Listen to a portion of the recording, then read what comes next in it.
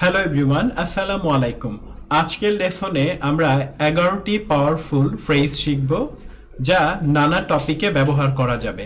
তো আজকে আমরা সাধারণত ইভেন্ট রিলেটেড কিউ কার্ডগুলোতে ব্যবহার করার উপযোগী করে এখানে এক্সাম্পল দিয়েছি। তো ইভেন্ট রিলেটেড কি কি কিউ কার্ড আসতে পারে? হতে পারে যে ওয়েডিং সেরেমনি, আবার হতে পারে বার্থডে পার্টি, আবার হতে পারে একটা স্পোর্টস ইভেন্ট। তো সব ধরনের ইভেন্ট রিলেটেড কিউ কার্ডগুলোতে এই 11টি পাওয়ারফুল ফ্রেজ আপনি ব্যবহার করতে পারবেন। এমনকি পার্সন রিলেটেড বা প্লেস রিলেটেড কিউ কার্ডেও এইগুলোকে ব্যবহার করা যাবে, কিন্তু আজকের লেসনটিতে আমি ফোকাস করছি ইভেন্টকে। তো প্রথম যেই ফ্রেজটি আমরা শিখবো সেটা হলো over the moon. Over the moon মানে অত্যন্ত খুশি। তো এক্সাম্পল সেন্টেন্সে আমি বলেছি I was over the moon, আমি অত্যন্ত খুশি হয়েছিলাম। ওয়েন আই স, যখন আমি দেখেছিলাম, দ্য ব্রাইড অ্যান্ড গ্রুম, বর এবং কনেকে, এক্সচেঞ্জ দেয়ার ভাউস, তাদের প্রতিজ্ঞা বিনিময় করতে। তো আমরা একটা জিনিস যদি খেয়াল করি, এখানে ওভার দ্য মুনের সাথে কিন্তু একটা ভার্ব দরকার। এই ভার্বটা এখানে ব্যবহার করা হয়েছে যে I was over the moon. তো আপনি নর্মাল ভাবে ওয়েডিং সেরেমনি নিয়ে কথা বলতে গিয়ে বলতে পারেন I was over the moon to attend the wedding ceremony. যে কোনো ইভেন্ট নিয়ে কথা বলতে গিয়ে আপনি বলতে পারেন I was over the moon to attend the wedding ceremony or birthday party or a badminton match or a sports event. Over the moon এই ফ্রেজটার সাথে ইচ্ছে করলে লেফট শব্দটাকেও অ্যাড করা যায়, যা লিভ থেকে এসেছে। যেমন এখানে বলেছি the lively reception and joyful atmosphere left everyone over the moon. দ্বিতীয় বাক্যটিকে আমরা আরো সংক্ষিপ্ত করে বলতে পারি the event left everyone over the moon. অনুষ্ঠানটি সবাইকে অত্যন্ত খুশি করেছিল। এভাবে ওভার দ্য মুন ফ্রেজটিকে বি ভার্ব দিয়ে এবং লেফট দিয়ে নানা কনটেক্সটে ব্যবহার করা যাবে। চলুন দ্বিতীয় ফ্রেজটি আমরা শিখি। দ্বিতীয় ফ্রেজটি হলো সেকেন্ড টু নান, যার অর্থ হলো সর্বোত্তম বা অসাধারণ। তো ওয়েডিং নিয়ে কথা বলতে গিয়ে আমরা বলতে পারি the decoration of the wedding হল, ওয়েডিং হলের যে সাজসজ্জা সেটা কেমন ছিল? ওয়াজ সেকেন্ড টু নান, এটা ছিল অসাধারণ। এটা বলে আমরা আরো এক্সপ্লেইন করে কিছু কথা বলতে পারি। অথবা আমরা বলতে পারি দ্য ডিলিশিয়াস ফুড, সুস্বাদু খাবার, সার্ভড অ্যাট দ্য রিসেপশন, সংবর্ধনায় পরিবেশিত, ওয়াজ সেকেন্ড টু নান, ছিল অতুলনীয়। তাহলে আমরা দুটো ফ্রেজ ইতোমধ্যে শিখে ফেললাম। চলো নেক্সট ফ্রেজে চলে যাই। Make a long story short, যার অর্থ হলো সংক্ষেপে বললে বা অল্প কথায় বলতে গেলে। তো আমরা প্রথম এক্সাম্পলে বলেছি to make a long story short the wedding was a beautiful celebration. অল্প কথায় বলতে গেলে বিয়ের অনুষ্ঠানটি ছিল একটা চমৎকার বা সুন্দর উদযাপন। এরপরে এটাকে আরো এক্সটেন্ড করা যাবে। অথবা বলা যায় to make a long story short, অল্প কথায় বলতে গেলে everyone had a wonderful time, সবাই দারুণ সময় কাটিয়েছিল। নাম্বার 4 হলো অন ক্লাউড নাইন, যার অর্থ হলো অত্যন্ত আনন্দিত। তো এর সাথে বি ভার্ব ব্যবহার করতে হবে। আপনি বলতে পারেন যে I was on cloud nine, আমি অত্যন্ত আনন্দিত হয়েছিলাম। এরপর আর এটাকে শর্ট করে দিতে পারেন, বলতে পারেন যে টু অ্যাটেন্ড দ্য ইভেন্ট, অনুষ্ঠানটিতে অংশগ্রহণ করতে পেরে। অথবা আপনি ক্লাউড নাইন শব্দটার সাথে লেফট শব্দটা ব্যবহার করতে পারেন।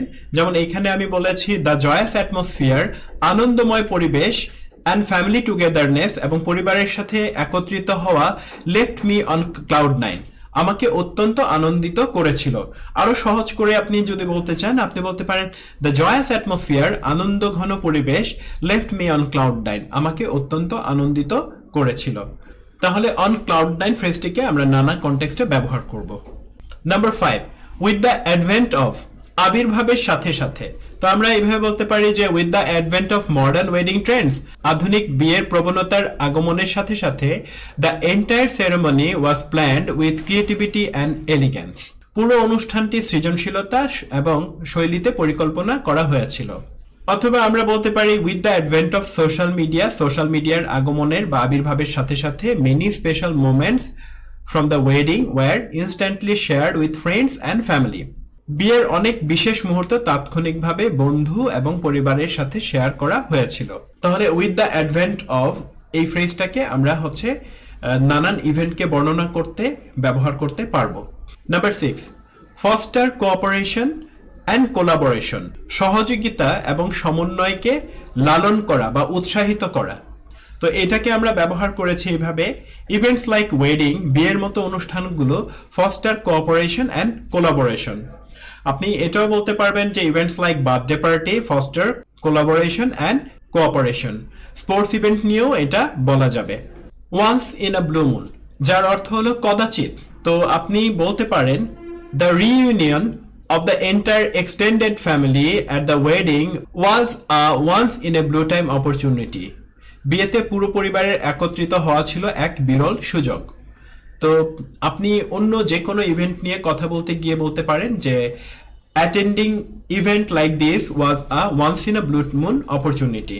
তাহলে a once in a blue moon opportunity, এই পুরো অংশটুকুই কিন্তু আপনি নানা ক্ষেত্রে ব্যবহার করতে পারবেন। আমরা জানি আ পিস অফ কেক মানে হচ্ছে অত্যন্ত সহজ। তো আ পিস অফ কেককে দিয়ে দুটো বাক্য আমরা দিয়েছি। আপনি বলতে পারেন dancing at the wedding reception was a piece of cake for the younger family members.